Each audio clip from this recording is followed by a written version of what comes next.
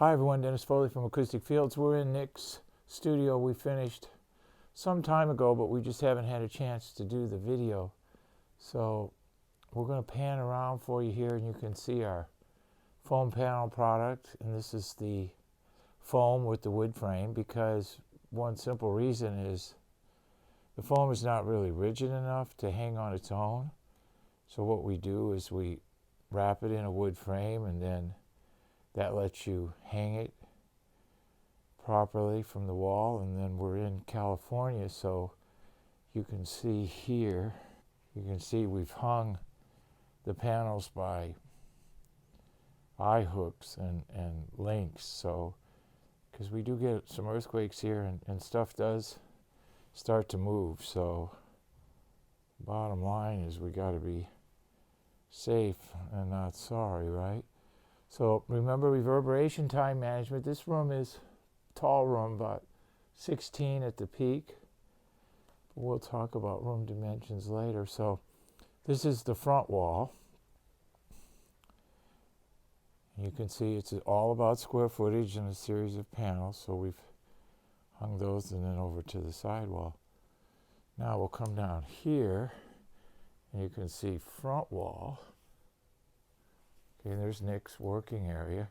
And then behind, we have 3 of our ACDA units. And then right above that, a couple of our foam panels. And then there's the doorway, which comes into the studio. Okay. Then more units over there on the side walls. And then Nick composes music, so he's got all his instruments and drums and everything in here.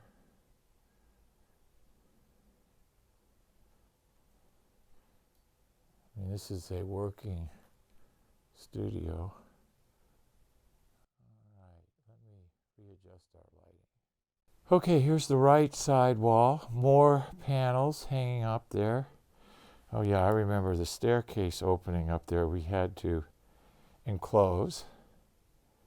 And then we come down. There's our door again, side walls. And then there's a panel that's supposed to be up there. We'll get that later.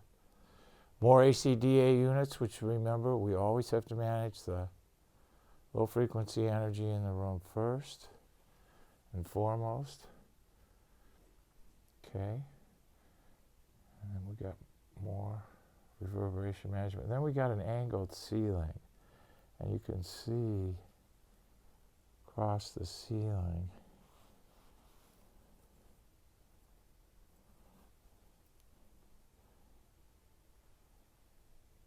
the units across the ceiling, and those also have the earthquake hangers by them. Let me see if I can zoom in on one for you. You can get a better view. There you go. And then that's the rear wall with the 13s. And then we come up to the ceiling, and there's the units we just installed across. So we manage the reflection off that angled surface, diffusion on the rear wall, and then our units side and front. So that gives you a good idea of the room layout. There's our drums in the corner. And then the diffusers on the rear wall. Okay, so that's room layout. So now Nick and I will talk about the processes that we went through and what he's hearing as a result of all that. Anyway, hi, I'm Dennis Foley from Acoustic Fields, and we're in Nick's studio in Huntington Beach, and we took a big room in his house, and 16-foot ceilings and 21, 22-foot widths. I mean, really nice room. And he mixes music for video games. He also teaches music. He's got his instruments in here like we showed each other. And Nick followed our step-by-step procedure, which was to do the low frequency management first.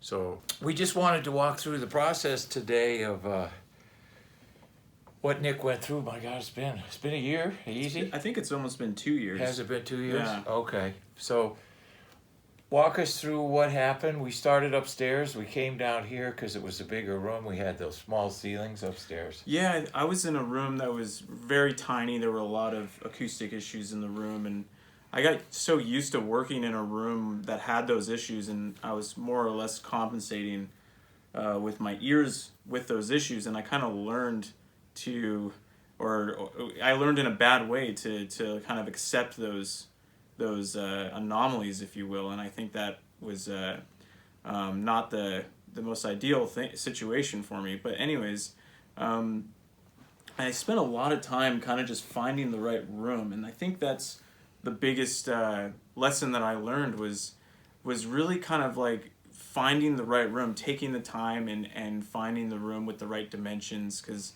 if you have something that you can start with that's in a really good place, it's really easy to build from there, right? And then, like Dennis said, we started the room with the low end frequency technology first, and it was kind of interesting to go through that process because we had the low end frequency stuff in the room first, and I lived with that for like a couple of months, and then we added the diffusers and some of the foam, and that was like kind of the next level. And then probably like after a whole year, we finished the room with all the treatment, and it kind of just really sort of came together. Yeah, it's step by step. That's what you have to do because what you find when you treat rooms is you got to start with the low frequency energy management first. Why? Two reasons. It takes up a lot of space, okay? And it's expensive. And you need a lot of units. So that has to be done first. And what we find is that once people manage the low frequency energy in the room, they begin to hear the other issues more predominantly. They surface. You're able to do it. And when you treat one part of your room, low frequency management, then the mids and highs jump out at you. And you can actually hear the surface areas that are causing the middle and high frequency issues. Right, yeah. Where before with no treatment in the room, everything is just kind of lumped together and you can't separate. So as you treat each surface area, the other surface areas that are untreated really start to talk, so to speak. And that's why I like to do it step by step, because it helps the client understand the power of acoustic treatment and the good side of it, its performance, but also the other side of it, whereas, well, now that we got this treated, we got to treat this.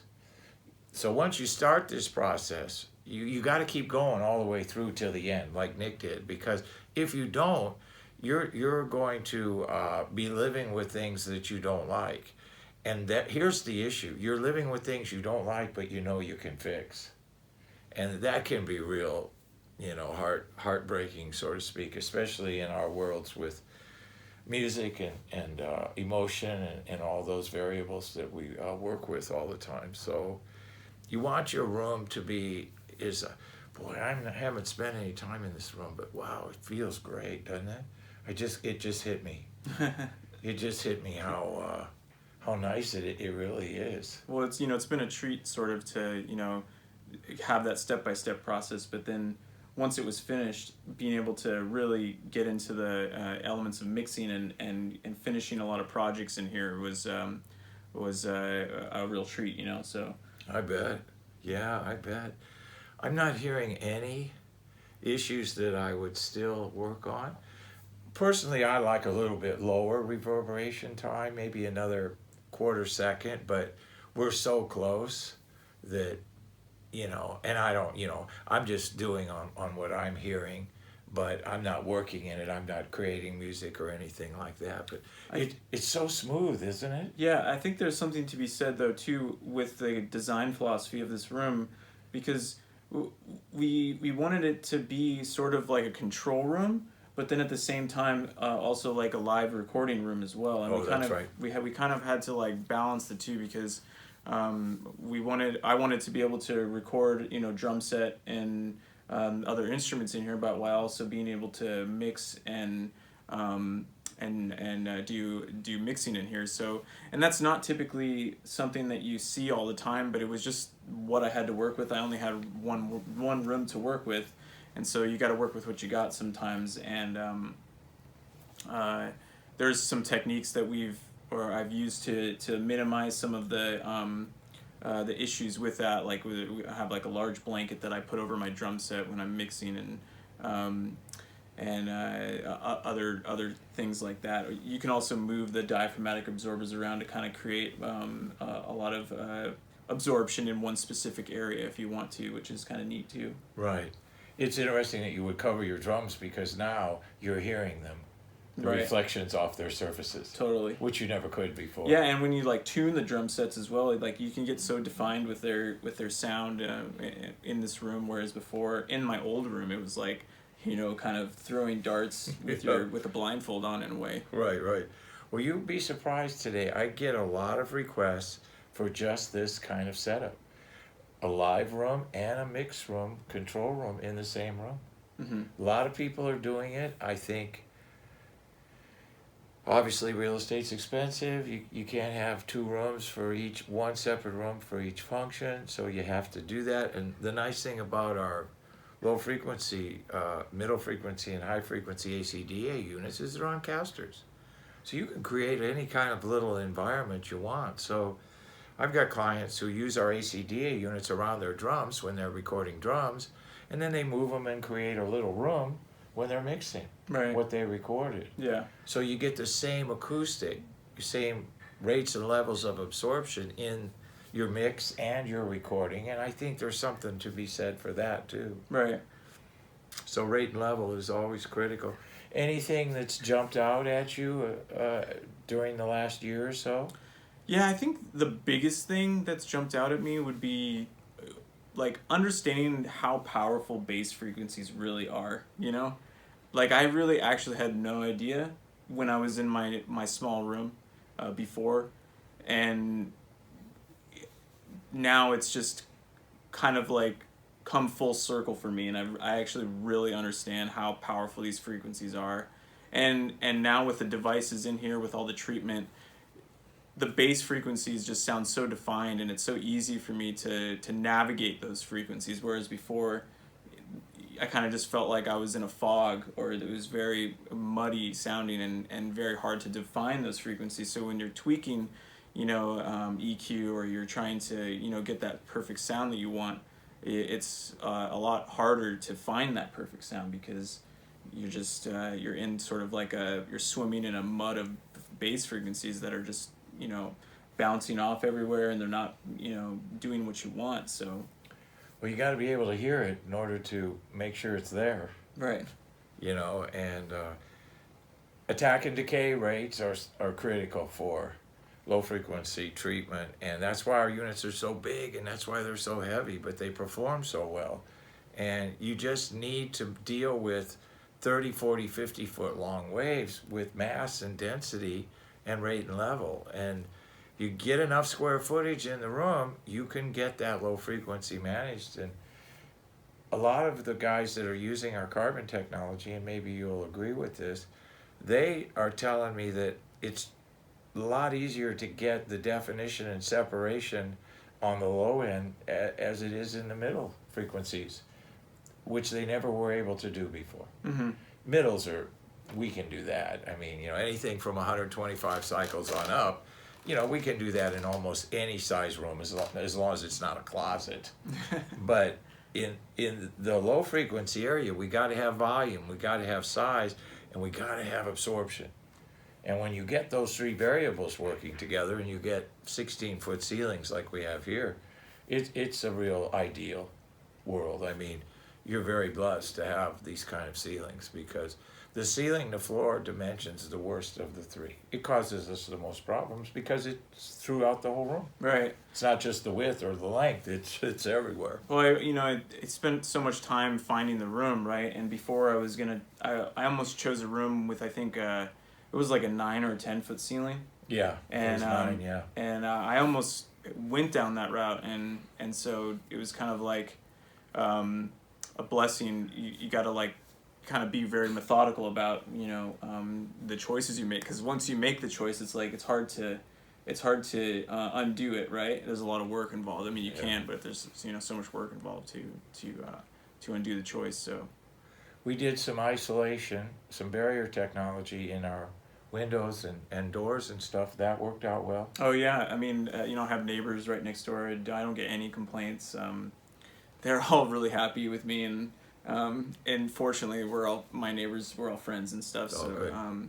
yeah, they're yeah, it's been no issue. So it's that side of it's been really good. Good. Well, that was a goal. We had some windows and doors and stuff, and obviously it's a residential area, so we have to be a little careful. But I think we achieved our goal, and everything looks good. Anything else you want to add? I mean, it's hard to say. I think the biggest thing is just everything sounds so defined. All the frequencies are very separated and defined, and it makes working really easy.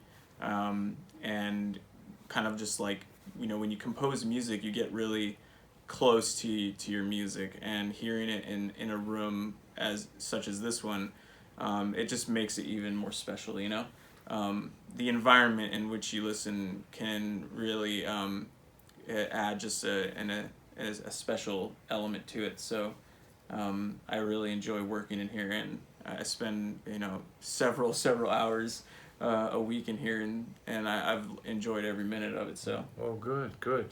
Yeah, our carbon and our foam technology, I developed them together. They work together. Their rates and levels are complementary. Everything works good. It's all about, the response. It's all about smoothness. It's no spatial irregularities in response and everything like that. So when you get it all put together, I know it's a long process and it's time consuming and it's step by step, but in acoustics, we build on the previous step.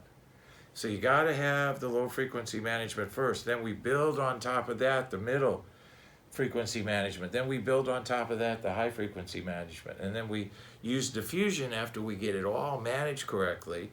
Proper reverberation times, a nice attack and decay rates for the low end, and the smooth middle range frequency response. Then we add the diffusion.